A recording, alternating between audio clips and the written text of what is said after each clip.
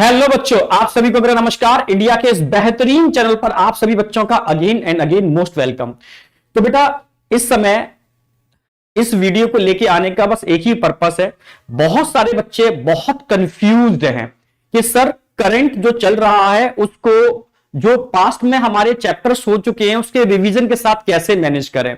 Sir current test series join करें या हम जो टेस्ट सीरीज लॉन्च हुई है AIATS all India test series उसको फोकस करें, या सर हमारे जो अभी क्लास टेस्ट चल रहे हैं उस पर फोकस करें। सर मैनेज नहीं कर पा रहे, सर सिली मिस्टेक्स बहुत होती हैं पेपर के अंदर, सर नहीं समझ पा रहे हम कि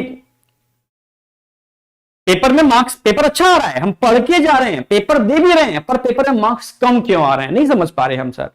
ऐसे ही बहुत सारे क्वेश्चन, ठीक है। कहीं ना कहीं बच्चे डिप्रेशन में भी आ रहे हैं, कहीं ना कहीं बच्चे मतलब समझ नहीं पा रहे कि लास्ट टाइम के 33 मंथ या 90 डेज को हम कैसे मैनेज करें।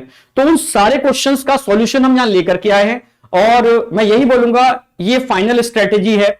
इस स्ट्रेटेजी को फॉलो कर लोगे तो मैं सच कह रहा हूं आपका एक बहुत अच्छा स्कोर आ जाएगा, क्योंकि बायो स्कोरिंग के लिए भी रिस्पॉन्सिबल है, नीट का 50% भी कवर करती है। इतना ही नहीं, आगे जाकर के रैंक के लिए भी बायो के मार्क्स प्रायोरिटी पर रखे जाते हैं, ये आपको पता होगा।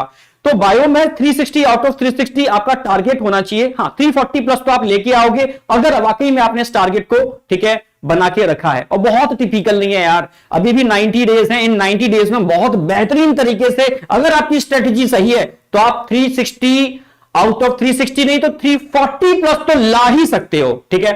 तो स्टेप बाय स्टेप लेके चलेंगे। हाँ, एक क्वेश्चन और बच्चों ने मुझसे पूछा जो 12th के बच्चे हैं ड्रॉपर के अलावा, वो समझ नहीं पा रहे कि सर क्या सर हम नीट निकाल पाएंगे, क्योंकि 90 डेज बचे हैं, हम बोर्ड पर फोकस करें या सर हम नीट पर फोकस करें, किस तरीके से मैनेज करें। तो उसको भी आज हम, ठीक है, यहां डिस्कस करने वाले हैं। मैं सच कह रहा हूं एक फाइनल स्ट्रेटेजी है, साइंटिफिकली हमें क्या करना चाहिए और अभी हम क्या क्या कर सकते हैं 90 डेज के अंदर। बहुत कुछ कर सकते हैं 90 डेज में, ध्यान रखना, बहुत कुछ कर सकते हैं 90 डेज यानी 3 मंथ। 3 मंथ के अंदर पूरा क्रैश कोर्स करा देते हैं बहुत बेहतरीन तरीके से। तो यहां तो आपको करंट और पास्ट को बैलेंस करना है, ठीक है, और अपने ऊपर कॉन्फिडेंस रखना है। कैसे करना है अब लेके चलते हैं। देखो, सबसे पहले जो हमारा जो प्लानिंग है, हमने जो प्लान बनाया है ड्रॉपर्स के लिए, फिर हम 12th की बाद में करते हैं। तो अभी हमारे पास दिन कितने हैं टोटल? 90 डेज हैं, ठीक है। अभी आज की डेट में टोटल हम 90 डेज लेकर के चल रहे हैं। 90 डेज है हमारे पास, तो 90 डेज को हम इस तरीके से कर सकते हैं। 65 में हमने अलग डिवाइड कर लिया, ठीक है, प्लस 25 को हमने अलग डिवाइड कर लिया। तो यहां फोकस करेंगे हम 65 और 25 के ऊपर, समझने की कोशिश करना, 65 और 25 के ऊपर। तो पहले मैं 65 का प्लान बताऊंगा, फिर लास्ट में 25 में आपको क्या करना है। अगर आपने ब्लाइंडली इसको फॉलो कर लिया, कोई रोकने वाला नहीं है आपको, ठीक है, क्योंकि इस प्लान को ऐसी हवाओं में नहीं बता रहे, आपको बिल्कुल एकदम प्रैक्टिकली टेस्ट सीरीज के साथ क्या क्या हो सकता है इसमें, कैसे, बस इतना जरूर है। अगर आप इसको फॉलो करोगे तो आप आज यहां पर हो, तो आप इसको फॉलो करने पर अपने को यहां जरूर पाओगे, यानी आप अपग्रेड हो जाओगे, ये 100% है, आप खुद ही फील करोगे अभी, ठीक है। जैसे 65 डेज का हम प्लान लेके चल रहे हैं। सबसे पहले 65 डेज में हम दो चीजें लेके चल रहे हैं बेटा, क्योंकि आपको करंट में जो 12th वाला चल रहा है, भाई करंट इस समय सभी का 12th चल रहा है, ठीक है, पर पास्ट में जो 11th कर चुके हो, कहीं ना कहीं आपका कॉन्फिडेंस वीक हो रहा है। क्या सर उसको हम रिवाइज कैसे कर पाए, करंट के संग रिवीजन नहीं हो पा रहा, टाइम नहीं मिल रहा, कौन से टेस्ट को फॉलो करें। तो सारे क्वेश्चन अभी देखो सामने आएंगे आपके, ठीक है। तो सबसे पहले हम रिवीजन और बैकलॉग को कवर कर रहे हैं। रिवीजन और बैकलॉग, भाई रिवीजन किसका करेंगे हम? 11th का। करंट किसका चल रहा है आपका अभी इस समय? 12th का, ठीक है। अगर मैं बायो की बात करता हूं तो 11th क्लास के अंदर बायो में टोटल कितने चैप्टर्स हैं? टोटल 22 चैप्टर्स हैं। ऐसे ही 12th में टोटल कितने चैप्टर्स हैं? 16 चैप्टर्स हैं, ठीक है। अब समझना, तो पहले हम आ जाते हैं रिवीजन स्ट्रेटेजी क्या होगी करंट के साथ। रिवीजन स्ट्रेटेजी क्या होगी करंट के साथ, समझने की कोशिश करना बिल्कुल आराम से। तो भाई 22 चैप्टर्स हैं, दिन कितने हैं हमारे पास? 65। अप्रोक्सीमेटली 3 डे पर चैप्टर आपको देखने को मिल रहा है, ठीक है।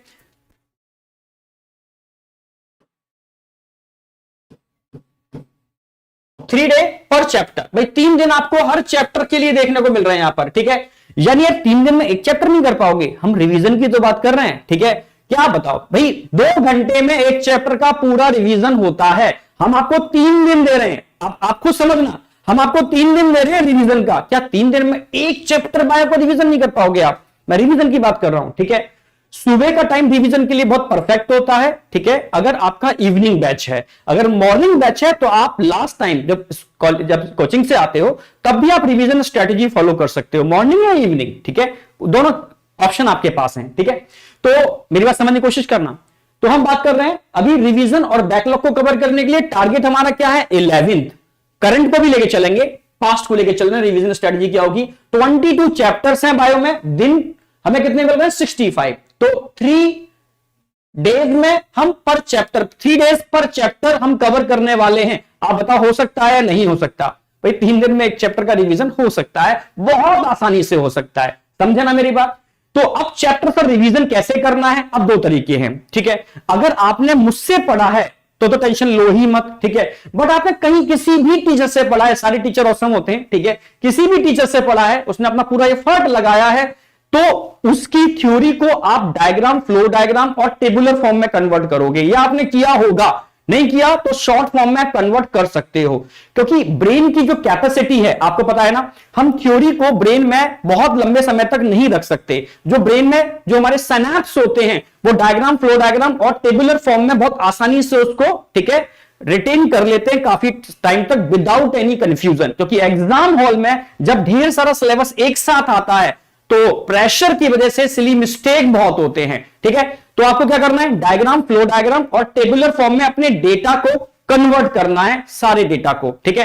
तो सबसे पहली प्रायोरिटी क्या होगी, नोट्स। बच्चे पहले एनसीईआरटी उठाते हैं, क्योंकि एनसीईआरटी टिपिकल इसलिए होती है क्योंकि एनसीईआरटी ने जो अच्छी इंटरनेशनल बुक्स हैं उनकी लाइनों को डायरेक्टली डाल दिया है यहां पर विदाउट एनी एक्सप्लेनेशन, इसलिए वो कभी समझ में आ ही नहीं सकती डायरेक्टली। तो इसलिए आपको नोट्स की हेल्प लेनी पड़ेगी। तो नोट्स कंसेप्चुअल उस चैप्टर को ब्रेन में सेट करेंगे, पर एनसीईआरटी की लाइन टू लाइन उठती है, ठीक है। तो अब डायरेक्ट एनसीईआरटी नहीं पढ़ोगे, अब क्या करोगे आप, एनसीईआरटी बेस्ड या NCERT line wise line question series मैं भी आपको प्रोवाइड कराता हूं। मैं क्या मतलब है, हम पीडब्ल्यू आपको प्रोवाइड कराता है, डीपीपी की फॉर्म में प्रोवाइड कराता है, प्रैक्टिस शीट की फॉर्म में प्रोवाइड कराता है, ठीक है। और ढेर सारी बुक्स भी हैं जो कहीं ना कहीं लाइन बाय लाइन इस चीज को, ठीक है, आपको देती हैं, तो आप उनको यूज कर सकते हो। तो आप क्वेश्चन लगाओगे और साथ में पीवाईक्यूज। तो पहला टारगेट तो पीवाईक्यू है। भाई पीवाईक्यू से क्या फायदा होगा, आपका सेल्फ कॉन्फिडेंस बढ़ेगा।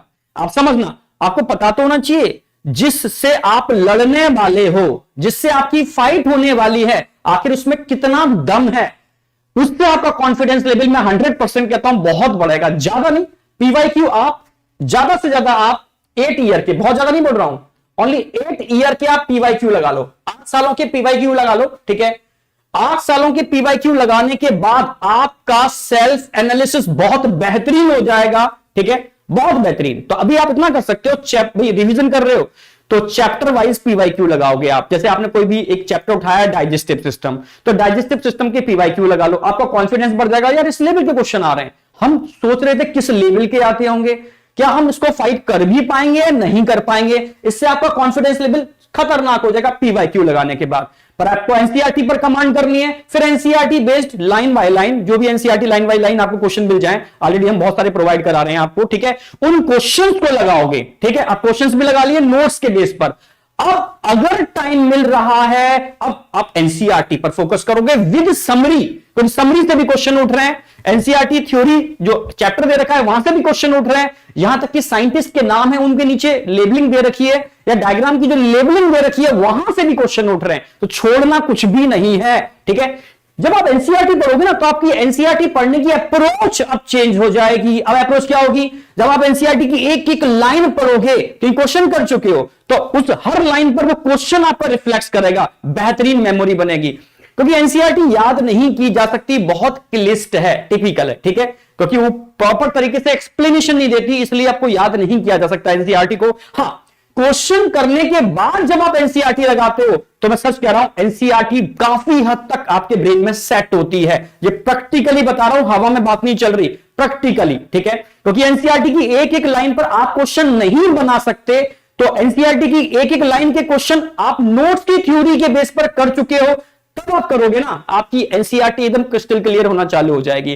तो टारगेट क्या है रिवीजन में, क्या करना है आपको, पहले आपके अपने टीचर के नोट, मेरे नोट्स अगर आप पढ़ रहे हो, ठीक है, या मेरी क्लास आपने ज्वाइन की है, तो मैंने क्लास में ही बहुत तरीके से इंटरकनेक्ट करके डायग्राम, फ्लो डायग्राम और टेबुलर फॉर्म में कन्वर्ट करके आपके ब्रेन में सेट कराने की कोशिश करता हूं, ठीक है, क्योंकि उसमें साइंस इंक्लूड है, बहुत बेहतरीन साइंस के साथ मैं आपको, ठीक है, हर चीज ब्रेन में सेट करने की कोशिश करता हूं, तो वो ऑलरेडी हो रही होगी, ठीक है। तो यहां आप इस चैप्टर को कवर करोगे डायग्राम, फ्लो डायग्राम और टेबुलर फॉर्म में, तभी याद रहेगा, ठीक है।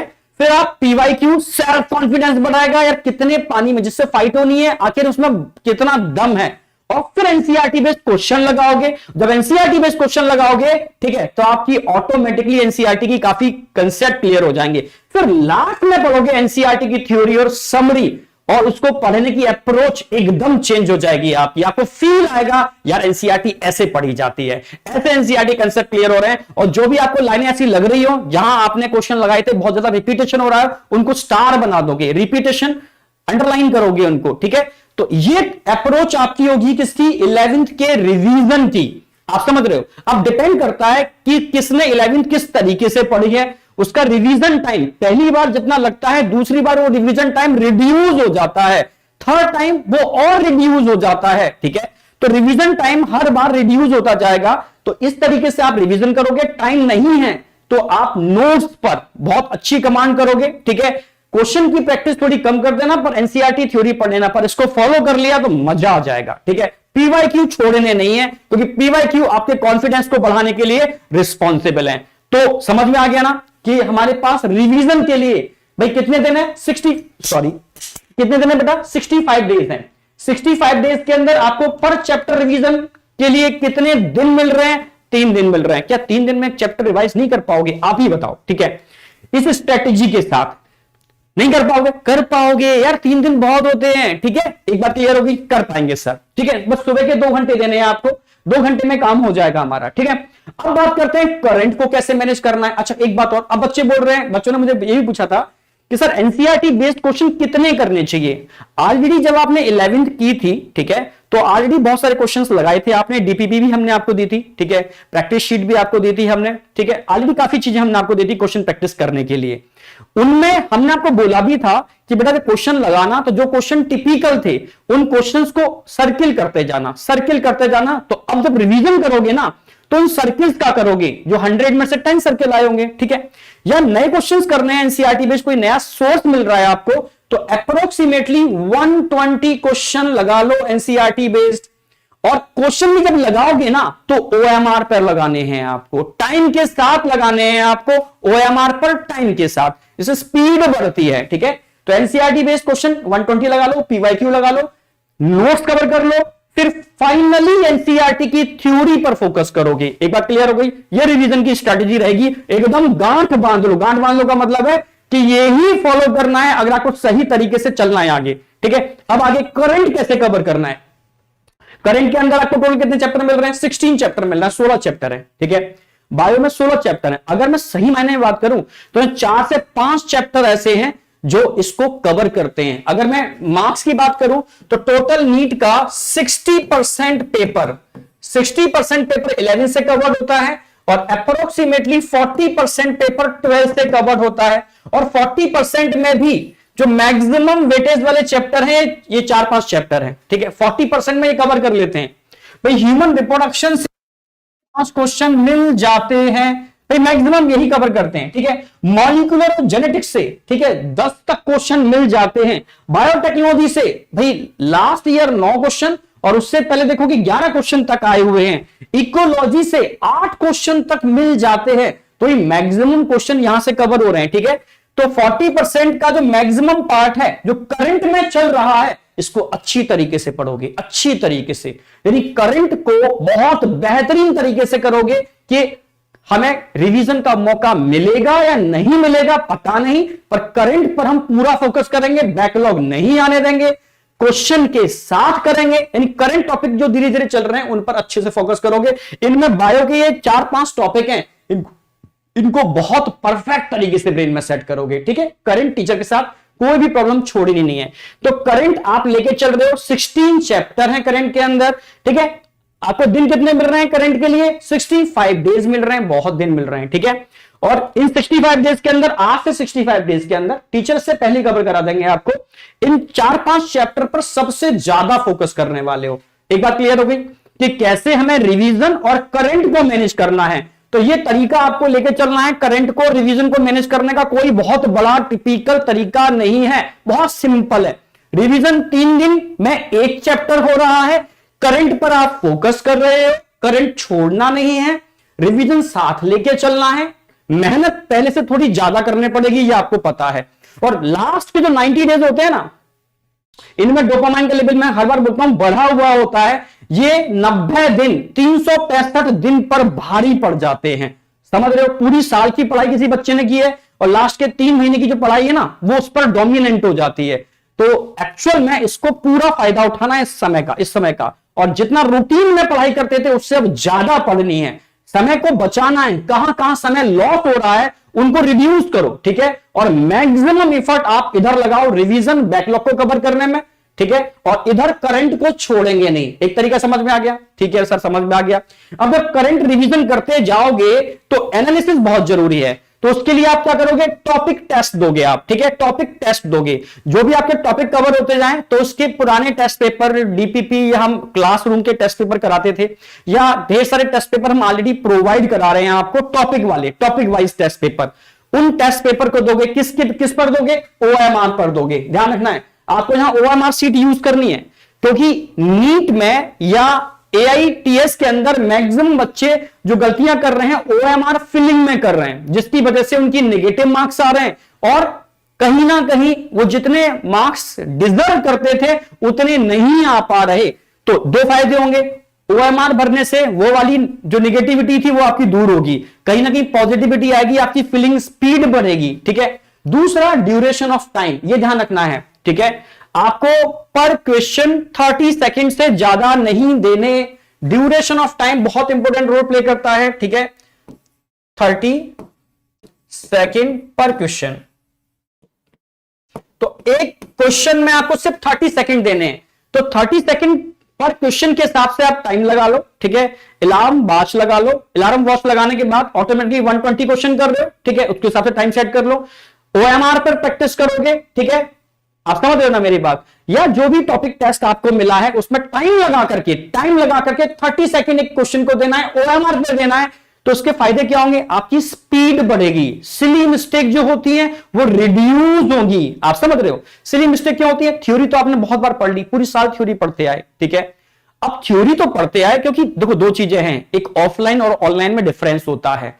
ऑफलाइन में जब आप पढ़ते थे आपको एक एटमॉस्फेयर मिलता था, आपको एक कंपटीशन का एटमॉस्फेयर मिलता था, जहां रेगुलर टेस्ट होते थे, जहां आप फाइट करते थे, डिस्कशन करते थे, टीचर से डिस्कशन, बच्चों से डिस्कशन, ठीक है। तो इस डिस्कशन में वो चीज, ठीक है, सेल्फ कॉन्फिडेंस डेवलप होता है। अभी आप क्या रहे हो? पूरी साल कमरे में बंद रहे हो, ऑनलाइन के अंदर कमरे में बंद रहे हो, तो आपको एक्चुअल में बाहर की दुनिया के बारे में पता नहीं। जब आप अचानक से उस टेस्ट को फेस करते हो, जैसे पहला आपने AITS का टेस्ट दिया होगा, कहीं ना कहीं बहुत सारे बच्चों के मेरे पास कॉल आए, वो डिप्रेशन फील कर रहे थे, ठीक है। तो गलती उनकी नहीं है यार, ठीक है, क्योंकि वो कमरे में बंद रहे हैं, उन्होंने उस चीज को फेस ही नहीं किया। अचानक से फेस किया तो उनके हार्ट वाइब्रेशन, ठीक है, उनका एकदम पसीना आने लगा कि कैसे फेस करें इस चीज को।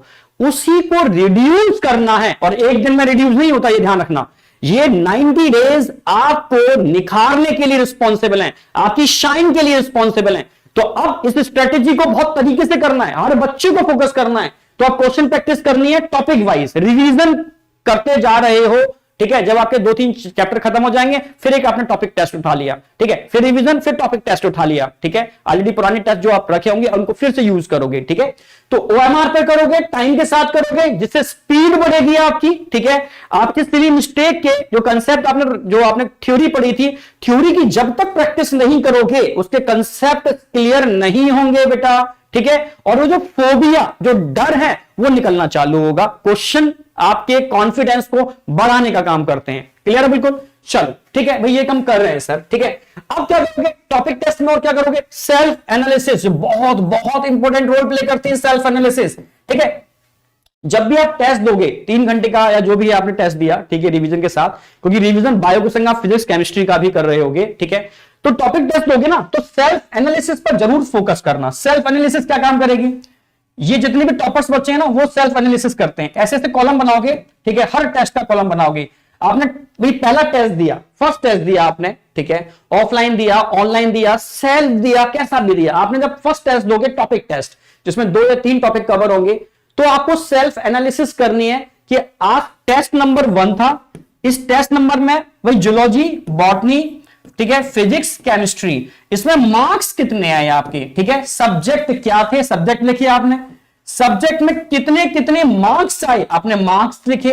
अब उस मार्क्स में आप देखना होगा आपको कि रॉन्ग क्वेश्चन कितने थे, राइट भूल जाओ, क्योंकि कई बच्चे क्या करते हैं, टेस्ट देते हैं बस फिर भूल जाते हैं, फिर अब क्या करेंगे भाई, अगले टेस्ट की तैयारी, फिर टेस्ट देंगे, फिर अगले टेस्ट की तैयारी, यही गड़बड़ हो जाता है। सेल्फ एनालिसिस बहुत बहुत जरूरी है, जितने भी टॉपर्स हैं वो उस चीज को फॉलो करते हैं, सेल्फ एनालिसिस। तो self analysis after test, topic test दोगे, टाइम के साथ दोगे, ओएमआर पे दोगे, तब टेस्ट के बाद आप चेक करोगे कि आपके मार्क्स कितने आए हैं, ठीक है, हर सब्जेक्ट के मार्क्स आप उसमें ऐड करोगे, फिर number of wrong question add करोगे उसके अंदर, फिर देखोगे भी गलती हुई क्यों हुई, आखिर आपको क्वेश्चन अटेम्प्ट करने में गलती की आपने, हड़बड़ाहट की वजह से गलती की आपने, ओएमआर फिलिंग की वजह से गलती हुई आपकी, आप समझ रहे ना मेरी बात, या कंसेप्ट क्लियर नहीं था इस वजह से गलती हुई आपकी, ये एनालिसिस बहुत जरूरी है, ठीक है। फिर अगर आपका कोई वीक कंसेप्ट रह गया, वीक टॉपिक रह गया, तो उन चैप्टर्स के जो भी वीक टॉपिक्स हैं, नंबर ऑफ रॉन्ग क्वेश्चन आपको बताएंगे रॉन्ग क्या हुए, उसको इंप्रूव करना है, ठीक है। फिर वीक टॉपिक्स आप लिखोगे मेरे इस चैप्टर में, इन चैप्टर्स में ये वीक टॉपिक्स थे, उनको आप मेंशन कर दोगे, जिससे कि जब आप अगला टेस्ट दोगे ना तो इस टेस्ट में जो भी मिस्टेक हुई थी उसको आप इंप्रूव करोगे, क्योंकि इंप्रूवमेंट के बाद ही आप भाई, जब आप देख ही नहीं रहे हो कि मुझसे गलतियां क्या क्या हुई और आप आगे फिर बढ़ जाते हो, फिर गलतियों पर फोकस नहीं किया फिर आगे बढ़ जाते हो, तो हर बार वो गलती क्या होगी, रिपीट होगी। आपको रिपीटेशन नहीं करना है, ठीक है, आपको रिपीटेशन नहीं करना है, तभी तो इंप्रूवमेंट नहीं आ रहा, तभी तो आप कह रहे हो सर पढ़ते हैं पर मार्क्स नहीं आ रहे, अगले में फिर पढ़ रहे हैं मार्क्स नहीं आ रहे। मार्क्स तो तब बढ़ेंगे बेटा जब आप इस स्ट्रेटेजी को फॉलो करोगे, ओएमआर यूज करोगे, गलतियां आपकी इंप्रूव, पहली में गलती होंगी अगली में और बेटर होगा और बेटर होगा और बेटर होगा, ठीक है। भाई प्रैक्टिस से ही तो बेटरमेंट होता है, ठीक है, हम डिस्कस करेंगे अभी। ड्यूरेशन, क्योंकि कई बच्चे क्या कर रहे हैं, पेपर घर पे तो कर लेते हैं, उनको 4-5 घंटे दे दिए जाए, 6 घंटे दे दिए, आराम आराम से पेपर कर लेते हैं, पर उस 3 घंटे के टाइम के अंदर वो प्रेशर में आ जाते हैं और गलतियां कर देते हैं। तो वो हैबिट भी डालनी है आपको, और कोशिश करना है टाइम पीरियड वो यूज करो, अक्सर दोपहर वाला, ठीक है, वो फुल लेंथ में करेंगे अभी, या तो अभी आप टेस्ट हो, प्रैक्टिस करनी है, 30 सेकेंड पर क्वेश्चन ये लेके चलना है और सेल्फ एनालिसिस करनी है।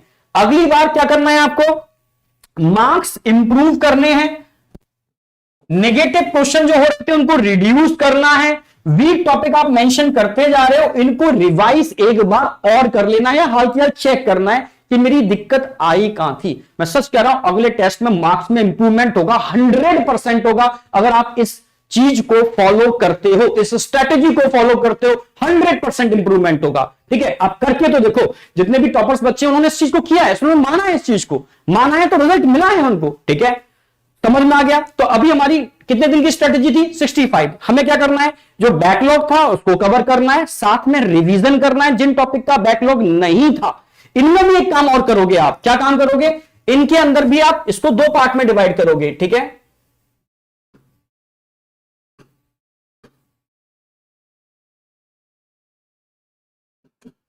वीक टॉपिक और स्ट्रॉन्ग,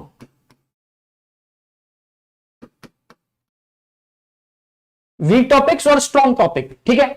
जब आप रिवीजन करोगे ना तो आपको पता होगा इसमें मेरे वीक टॉपिक कौन से थे, स्ट्रॉन्ग टॉपिक कौन से थे। स्ट्रॉन्ग टॉपिक के अंदर आप ड्यूरेशन कम दोगे, वीक टॉपिक के अंदर आप ड्यूरेशन ज्यादा दोगे, या आपने पहले ही डिसाइड कर लिया है रिवीजन के टाइम पर, क्योंकि आपको पता था कि मुझे कल से रिवीजन चालू करना है, ठीक है। हर सब्जेक्ट में वीक और स्ट्रॉन्ग आपने डिवाइड कर लिए हैं, ठीक है। ये भी डिवाइड कर लिया कि वीक को मुझे 2 दिन देने हैं तो स्ट्रॉन्ग को 4 दिन देने हैं, मैनेज कर लेना, इसको 3-3 की जगह 2-4 में ऐसे मैनेज कर लेना, तो आप बहुत और अच्छे से आप इस चीज को कर पाओगे। तो weak topic, strong topic, 22 chapters हैं आपके, ठीक है। इन 22 चैप्टर के हिसाब से लगभग 3 दिन एक चैप्टर को मिल रहे हैं, इसको 2-4 में डिवाइड कर सकते हो वीक और स्ट्रॉन्ग के बेस पर। जितने भी स्ट्रॉन्ग टॉपिक्स हैं, ठीक है, वो आप बस पलटोगे ना तो अपने आप दिमाग में सेट होते जाएंगे। वीक टॉपिक पर थोड़ा सा काम करना है और इस स्ट्रेटेजी को प्रॉपर फॉलो करना है। जैसे किसी बच्चे के पास टाइम कम है, उसको ज्यादा टाइम लगता है पढ़ने में, रिवीजन करने में, ठीक है, तो वो क्या करेगा, स्ट्रॉन्ग और वीक में डिवाइड करेगा, वीक पर काम करेगा, स्ट्रॉन्ग पर काम नहीं करेगा, स्ट्रॉन्ग को सिर्फ रिवाइज करेगा थोरोली, वीक पर प्रॉपर काम करेगा, प्रॉपर सीरीज को फॉलो करेगा। तो इस तरीके से आप बहुत बेहतर तरीके से कर पाओगे। समझना मेरी बात को, ये तरीके हैं जो आपको कराएंगे। तो 65 डेज का प्लान समझ में आ गया होगा कि 65 डेज में हमें कि रिवीजन और करंट को साथ लेके चलना है। तरीका समझ में आ गया, बहुत टाइम में आसानी से कर सकते हो, बहुत आसानी से कर सकते हो, ठीक है। और साथ साथ में बीच बीच में टॉपिक टेस्ट दे करके OMR टाइम ड्यूरेशन के संग सेल्फ एनालिसिस करनी है, जिससे कि हर टेस्ट में मैं इंप्रूव कर पाऊं, मेरे मार्क्स बेहतर हो पाए। वो तभी पॉसिबल है जब आप सेल्फ एनालिसिस करोगे। तो इस बात को ध्यान रखना अच्छी तरीके से। तो सेल्फ एनालिसिस बहुत इंपॉर्टेंट रोल प्ले करती है। अब ठीक है सर, 65 डेज कंप्लीट हो गए हमारे, हमने 11th का पूरा रिवीजन कर लिया, टॉपिक टेस्ट भी दे लिए हमने, ठीक है, और कहीं ना कहीं हम बेटर फील कर रहे हैं। ऑटोमेटिकली आप बेटर फील करोगे जब टॉपिक टेस्ट में आपका इंप्रूवमेंट होगा। तो छोटी छोटी, मैंने बताया ना, छोटी छोटी जीत होती है, ठीक है, टारगेट पूरे होते हैं तो आपका कॉन्फिडेंस पहले से और बढ़ जाता है। और सारा खेल कॉन्फिडेंस का है, सारा खेल कॉन्फिडेंस का है। लास्ट टाइम पर आपका कॉन्फिडेंस जितना बेहतर होगा, आपकी परफॉर्मेंस उससे ज्यादा बेहतर होगी। समझना मेरी बात, लास्ट टाइम कॉन्फिडेंस आपका मेंटेन रहना चाहिए। यही कॉन्फिडेंस डोपामाइन के लेवल को या गाबा के लेवल को सिक्रेशन के लिए स्टिमुलेट करता है। जहां गाबा इनिबिटरी न्यूरो ट्रांसमीटर निकलेंगे, वहां कहीं ना कहीं आपकी फीलिंग बेटर नहीं होगी। और जहां एक्साइटेटरी न्यूरो ट्रांसमीटर निकलेंगे, ठीक है, या जो एकदम समझ रहे हो, एक ब्रेन में एक बेहतरीन एहसास क्रिएट कराने वाले, आपके कॉन्फिडेंस को बढ़ाने वाले न्यूरोट्रांसमीटर निकलेंगे, तो आपकी फीलिंग ही अलग होगी। वो कब होंगे, जब आप छोटे छोटे टारगेट बनाते हो और उनको जीतते भी हो, ठीक है। जब आपको, ठीक है, वहां पर जीत हासिल होती है, आपको कॉन्फिडेंस आपका बढ़ना चालू हो जाता है, जो अगले के लिए और पुश करता है। तो ये छोटी छोटी स्ट्रेटेजी फॉलो करनी है जो बहुत बेहतर तरीके से काम करेंगी, ठीक है। अब लास्ट में 25 डे, ये बहुत मतलब निर्णायक होते हैं। लास्ट के 25 दिन, इन 25 दिन में क्या करना है, ठीक है। मैंने इसको 60 और 30 में डिवाइड नहीं किया, वहां मैंने टाइम थोड़ा ज्यादा दिया है। यहां 25 डेज मोर देन सफिशिएंट, ठीक है, 25 डेज मोर देन सफिशिएंट। अब इन 25 डेज में क्या करना है, इधर तो 12 तो आप पढ़ते जा रहे थे, मैं समझ रहा हूं, पढ़ते जा रहे थे, थोड़ा रिवीजन भी करते जा रहे थे, पर 12th में दिक्कत नहीं आती क्योंकि आपने बोर्ड का एग्जाम दिया होता है, समझ रहे हो। तो बोर्ड में आपने बोर्ड की वजह से प्रेशर में 12th को 11th से बेटर किया होता है, इसीलिए कंपेरेटिव 12th में हमने टाइम कम दिया है। भाई 12th में कितने चैप्टर्स हैं, भाई 12th में अभी बताया हमने कितने चैप्टर्स हैं आपके टोटल, ठीक है, 16 चैप्टर हैं, ठीक है। रिवीजन के लिए क्या मैं एक दिन एक चैप्टर को दे दूं, आप ही बताओ, ठीक है, अप्रोक्सीमेटली एक दिन तो नहीं, आप यहां दे दो, ठीक है। 16 चैप्टर है, लास्ट टाइम पर 10 दिन में क्या रिवाइज नहीं कर पाओगे, एक बार रिवीजन और कर लेते हैं 12th का, जो ऑलरेडी था आपका, क्योंकि आपने पूरा 12th करंटली पढ़ रहे हो, अच्छे से ब्रेन में सेट है।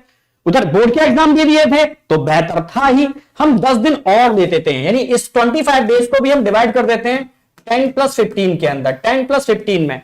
तो 16 चैप्टर जो आपके हैं वो 10 डेज में बहुत आसानी से हो जाएंगे। 10 डेज में रिवाइज बहुत बेहतर तरीके से हो जाएंगे। 10 दिन ओनली रिवीजन और कुछ नहीं करना है, ओनली रिवीजन। जिनको लग रहा है, जिनकी करंट में 12th अच्छी नहीं हुई, कोई ड्रॉबैक रहा उनके संग, कुछ ना कुछ प्रॉब्लम रही उनके संग, ठीक है, तो उनको 10 दिन हम और देते हैं बहुत आसानी से। 16 चैप्टर हैं और 16 चैप्टर में से भी मेन चैप्टर हैं वो 5 चैप्टर मान के चलो, 5 चैप्टर जिन पर आपको दम लगानी है, ठीक है। तो 10 दिन में 5 चैप्टर और रिमेनिंग 5 दिन में 10 चैप्टर जो छोटे छोटे हैं आसानी से कर लोगे, ठीक है। समझना अच्छी तरीके से, क्योंकि मेन वेटेज वही 5 चैप्टर रख रहे हैं जो मैंने अभी आपको बताए थे।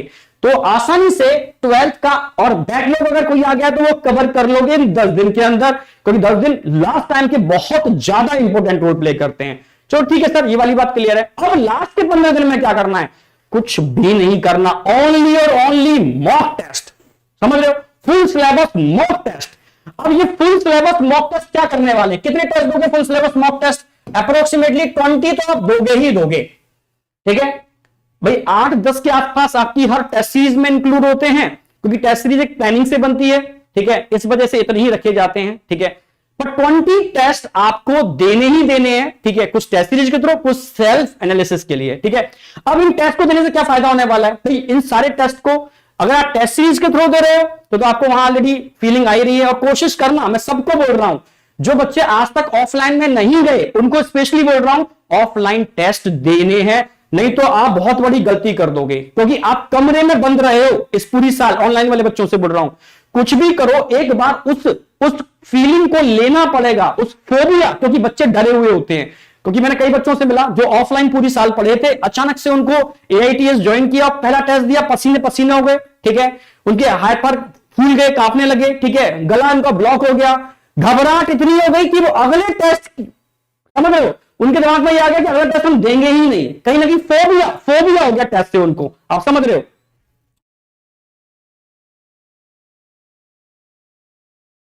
उनको क्या हो गया, बहुत ज्यादा फोबिया हो गया टेस्ट से, और डर बैठ गया। क्या बैठ गया, डर बैठ गया। मैं इसलिए तो कहता हूं टेस्ट की इंपॉर्टेंस क्या होती है, डर को निकालने के लिए टेस्ट बहुत जरूरी होता है, डर को निकालने के लिए टेस्ट बहुत जरूरी होता है। अगर टेस्ट नहीं दोगे तो डर बैठ जाएगा, और ये डर अगले टेस्ट के लिए कहीं ना कहीं और तगड़ी प्रॉब्लम क्रिएट करेगा। समझ गए ना मेरी बात। कभी तो किसी ने खूब कहा है कि नहीं खाई ठोकरें, समझना मेरी बात, नहीं खाई ठोकरें सफर में तो मंजिल की अहमियत कैसे पहचानोगे। नहीं खाई ठोकरें सफर में तो मंजिल की अहमियत कैसे पहचानोगे। समझ रहे हो, अगर नहीं टकराए गलत से तो सही कैसे पहचानोगे।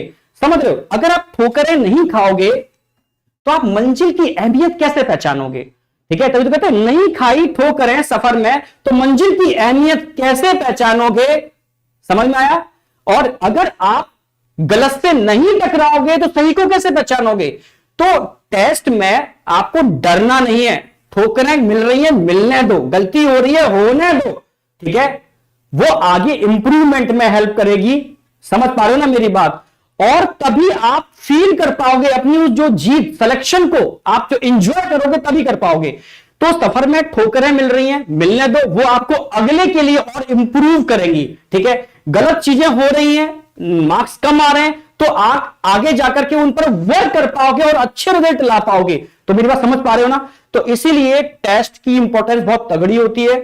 टेस्ट आपके फोबिया को खत्म करते हैं। ऑफलाइन टेस्ट सभी को देने, ध्यान रखना, ठीक है। कहीं ना कहीं कुछ भी करो ऑफलाइन दो आसपास, जो बिल्कुल ही मजबूर है, बिल्कुल इंटीरियर पहाड़ों पर रहता है, ऑफलाइन दूर दूर तक प्रोबेबिलिटी नहीं है, तो वो अपने पेरेंट्स को बोलेगा कि पेपर आप क्या करोगे, ठीक है, निकालोगे, या आसपास एक माहौल बनाओगे, ठीक है, जहां भी उस गांव में, उस कस्बे में, उन पहाड़ों पर कुछ बच्चे हो, अगर तैयारी कर रहे हो तो वो एक अपना खुद उस पेपर को कंडक्ट करवा लें, 4-5 लोग मिलकर के आप आसपास, मतलब उस पेपर को प्रॉपर दिलवाएं, किसी से कहे कि इस पेपर का टाइम, और टाइम ड्यूरेशन वही रखोगे 2 से 5 वाला, ठीक है, जिससे कि उस समय बॉडी में चेंजेस होते हैं, उन चेंजेस को आप फील कर पाओ क्योंकि एक दिन में नहीं होगा बेटा, ठीक है।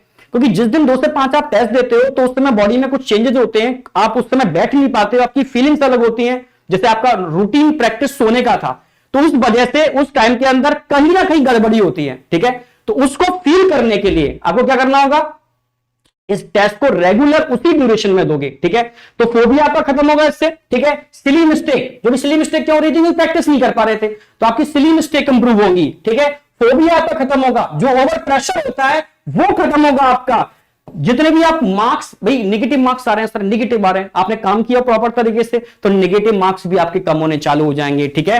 और साथ साथ में आपकी स्पीड बढ़ेगी, क्योंकि लास्ट ईयर पेपर बच्चों को आता था पर स्पीड की वजह से मात खाई उन्होंने। किसकी वजह से, स्पीड की वजह से। तो आपकी स्पीड इंक्रीज होगी, और सबसे इंपॉर्टेंट सेल्फ कॉन्फिडेंस बढ़ेगा, सेल्फ कॉन्फिडेंस बढ़ेगा, जो आपको प्रिपेयर करेगा नीट के मेन एग्जाम के लिए। तो समझ में आ गया मॉक टेस्ट की इंपॉर्टेंस क्या है, ठीक है। तो मॉक टेस्ट आपको सिर्फ लास्ट टाइम पर कम से कम 20 मॉक टेस्ट देने, बिल्कुल वही इन्वायरमेंट फील करके, सेम टाइम के अंदर, सेम ड्यूरेशन के अंदर, जो आपको इंटरनल फिट करेंगे। और साथ साथ में और क्या करना है, ठीक है। तो थोड़ा सा मैंने बताया ना, आपको पता भी है कि लास्ट टाइम पर आप अपने ब्रेन को सबसे ज्यादा यूटिलाइज करने वाले हो, क्लियर है बिल्कुल। और ब्रेन को सबसे ज्यादा एक्टिव रहने के लिए ऑक्सीजन की रिक्वायरमेंट होती है। तो सुबह शाम थोड़ी सी ब्रीदिंग एक्सरसाइज करोगे, थोड़ी सी 10-5 मिनट योगा भी कर सकते हो। इससे आपकी बॉडी के अंदर, ठीक है, रिलैक्सिंग हार्मोन या ऐसे हार्मोन जो आपकी एफिशिएंसी को इंक्रीज करते हैं वो इंक्रीज होंगे और आपको अच्छा फील कराएंगे, आपको डीमोटिवेट नहीं होने देंगे। तो योगा और ब्रीदिंग एक्सरसाइज, गहरी गहरी सांसें 10 मिनट सुबह 10 मिनट शाम को करो जरूर, जिससे कि ब्रेन को प्रॉपर ऑक्सीजन मिले, आपकी अपनी ब्रेन की एफिशिएंसी अच्छी बेटर हो। क्योंकि सीधी सी बात है, ठीक है, अच्छी परफॉर्मेंस के लिए आपके ब्रेन का अच्छा वर्क करना जरूरी है। और ब्रेन एक बॉडी का पार्ट है, तो बॉडी को हेल्दी रखने के लिए ये डिपेंड करता है कि आपकी डाइट क्या है। ठीक है, आप ड्राई फ्रूट्स फ्रूट्स पर ज्यादा फोकस करो, हैवी चीजें कम से कम लो, आप अपनी एफिशिएंसी इंक्रीज कर पाओ, वाटर ज्यादा यूज करो। ठीक है, ब्रीदिंग एक्सरसाइज, योगा पर फोकस करो, तो थोड़ा सा और पॉजिटिव एटमॉस्फेयर क्रिएट करो। ठीक है, जो इन सब चीजों की वजह से होगा। आप समझ पा रहे हो? तो ये सब चीजें फॉलो करो, मैं 100% कर रहा हूं, इंप्रूवमेंट होगा 100%। अगर हम टेस्ट सीरीज की बात करते हैं तो मैंने, देखो ये टेस्ट सीरीज अब ध्यान से देखोगे, 29 को पहला टेस्ट आप दे चुके हो, फिर 12 फेब को उसका दूसरा टेस्ट है, तो बीच में लगभग 12 से लेकर के 14 दिन मिल रहे हैं आपको। 12 से 14 दिन मिल रहे हैं, मैं समझू मेरी बात, 12 से 14 दिन मिल रहे हैं। अगर मैं चारों सब्जेक्ट को लेकर के चलता हूं तो 3-3 चैप्टर लगभग इस सब के अंदर है। 3-3 चैप्टर है, मतलब एक चैप्टर को आपको पर डे रिवाइज करना है, अगर चारों सब्जेक्ट लेके चल रहे हैं। क्या पॉसिबल नहीं है? ठीक है, अगर मैं यहां नेक्स्ट टेस्ट की बात करता हूं, 26 को है, तो यहां लगभग आपको फिर से 12 से लेकर 14 दिन मिल रहे हैं, यानी अगेन 3-3 चैप्टर है। क्या रिवाइज नहीं कर पाओगे? मतलब बहुत सिंपल तरीके से बता रहा हूं, टेस्ट सीरीज जो प्लानिंग की गई है बहुत अच्छी तरीके से। फिर आपको 12 मार्च को है, 26 के बाद 12, फिर आपको 12 से लेकर 14 दिन मिल रहे हैं। समझ गए मेरी बात? सेकंड 3-3 टॉपिक है लगभग, फिर आप आसानी से कर पाओगे। फिर 12 के बाद 26 को है, फिर आपको 12 से लेकर 14 दिन मिल रहे हैं। आप समझ रहे हो? अच्छा, 26 को नहीं है, ये सिलेबस, ये कंबाइंड सिलेबस हो गया, इन सबको भी एक बार मिला करके मेगा टेस्ट हो गया। ठीक है, हटा दो उसको। फिर आपका नेक्स्ट आ रहा है 2 अप्रैल को, बहुत आसानी से 2 अप्रैल को हो जाएगा, और 2 के बाद फिर आएगा 9 अप्रैल को। ये ड्यूरेशन थोड़ा सा कम हो गया, ये ड्यूरेशन थोड़ा सा कम कर दिया है। ठीक है, क्योंकि लास्ट टाइम थोड़ा सा ड्यूरेशन कम करना पड़ेगा, क्योंकि हमें मॉक टेस्ट बढ़ाने थे। समझ रहे हो? तो 12 अप्रैल और 26 अप्रैल। ठीक है, तो ये तो एग्जाम्पल ले रहा हूं, मैं एक एग्जाम्पल ले रहा हूं, आप कोई भी टेस्ट सीरीज फॉलो कर रहे हो, ठीक है, जो आपके आसपास है।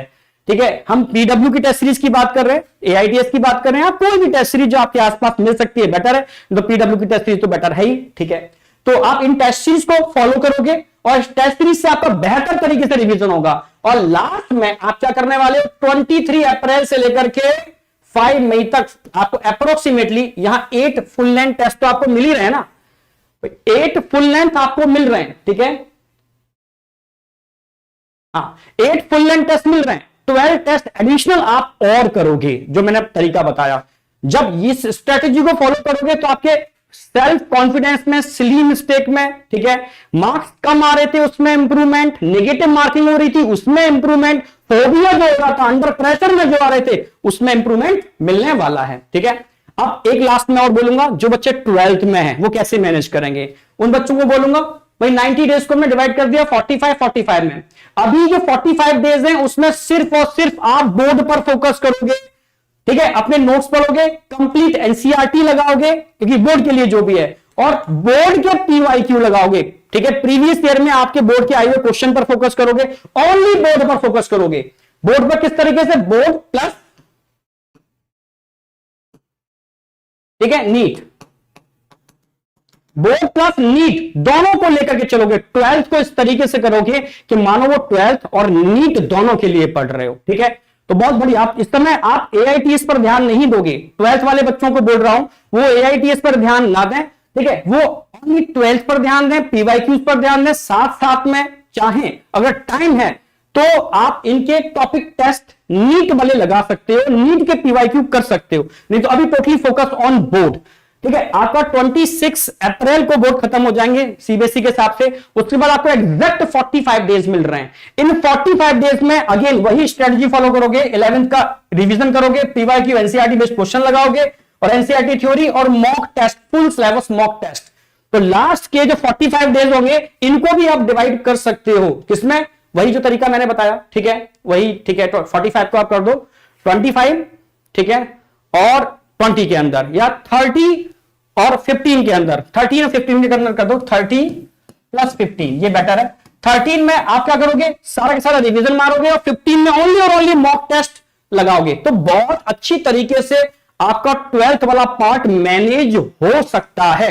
तो 12th के बच्चों को ही मुझे नहीं लगता अब कोई डाउट होगा। स्ट्रेटेजी वही है, तरीके वही है, बस टाइम को मैनेज करना है आपको, आपका 12th वाला पार्ट भी परफेक्टली हो जाएगा।